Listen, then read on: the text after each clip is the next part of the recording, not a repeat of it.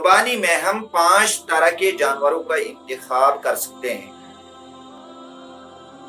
बकरा या बकरी हो, भेड़ या भेड़ी हो, दुम्बा या दुम्बी हो, गाय या बैल हो, भैंस या भैंसा हो। और गाय या बैल और भैंस या भैंसा उनके वो बच्चे जिनकी उम्र कम से कम 2 साल की हो, और ऊंट या ऊंटनी हो। ये वो जानवर है जिनका इंतखाब कुर्बानी में किया जा सकता है, और शरीयत ने उनकी उम्र भी तय की है।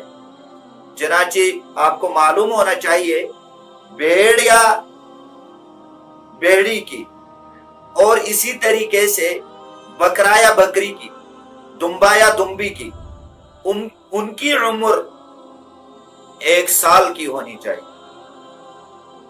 1 साल से कम अगर वो 1 दिन के भी होंगे तो उनकी कुर्बानी जायज नहीं हो।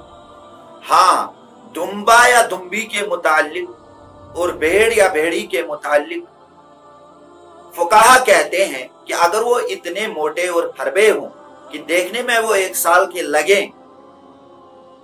तो फिर अगर वो 6 ही महीने के हों तो उनकी कुर्बानी जायज हो, बशर्ते कि वो इतने मोटे और फरबे हों कि देखने में वो 1 साल के मालूम।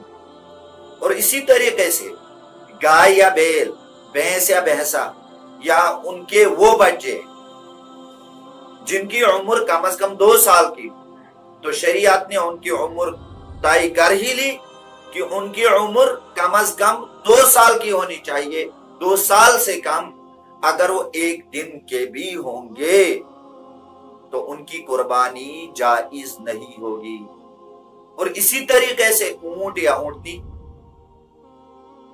या उनके बच्चे, इनकी उम्र भी शरीयत ने तय की है कि उनकी उम्र 5 साल की होनी जरूरी है। 5 साल से कम अगर वो 1 दिन के भी होंगे तो उनकी कुर्बानी जायज नहीं होगी। तो दोस्तों, ये है वो जानवर, ये है वो